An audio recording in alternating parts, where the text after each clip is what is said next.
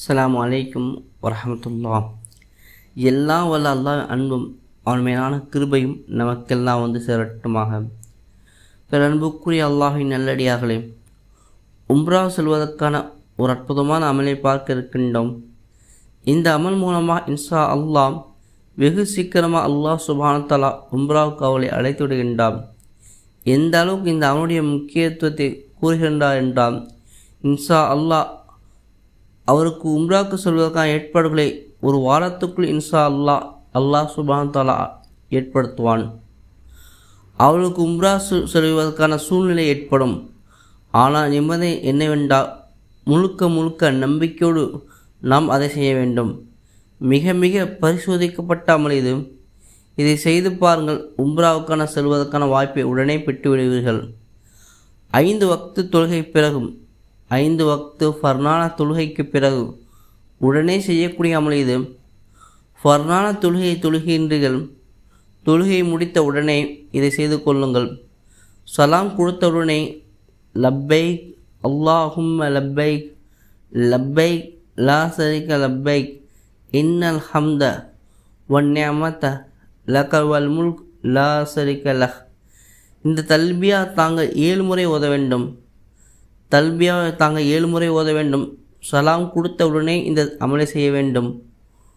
ஒருவேளை யாருக்காவது டைம் இல்லை அப்படி என்று சொன்னால், சுன்னத்தான தொழுகை பிறகு தாராளமாக இந்த அமலை செய்து கொள்ளலாம். ஆனால் அதற்கான நிபந்தனை, முதலாவது ஒழுவுடன் இருக்க வேண்டும். இரண்டாவதாக தாங்கள் கிப்லாவை முன்னோக்கி அமர்ந்திருக்க வேண்டும். மூன்றாவதாக தாங்கள் முழுக்க யக்கீனோடு செய்யணும். நான்காவதாக ஃபர்லான தொழுகை பிறகு உடனே செய்யக்கூடிய அமல் இது. தாமதமாக செய்யக்கூடிய அமல் இல்லை. தாங்கள் செய்யும்பொழுது தங்களுடைய கண்கள் மூடியிருக்க வேண்டும்.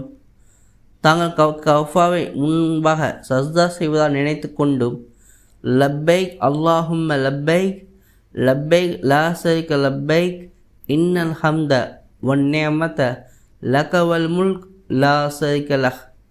இந்த தல்பியாவை தாங்கள் 7 முறை ஓத வேண்டும். இந்த அமைப்பில் செய்ய வேண்டும். தாங்கள் காஃபாவில் சஜ்தா இருப்பதால் நினைத்து யக்கீனோடு இந்த அமலை செய்ய வேண்டும். இதன் நோக்கமாக, யா அல்லாஹ், விரைவில் காஃபாவுக்கு அழைப்பாயாக, உம்ரா உடைய பாக்கியை தருவாயாக என்ற எண்ணத்தோடு இந்த அமலை செய்ய வேண்டும். பிறகு துவா செய்ய வேண்டும். தொடர்ந்து செய்ய வேண்டும்.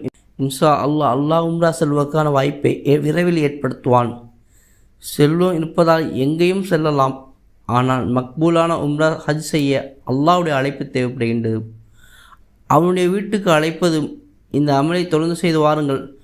நம் அனைவருக்கும் மக்பூலான உம்ரா ஹஜ் செய்ய பாக்கியத்தை அல்லாஹ் தஆலா தந்தல் புரிவானாக.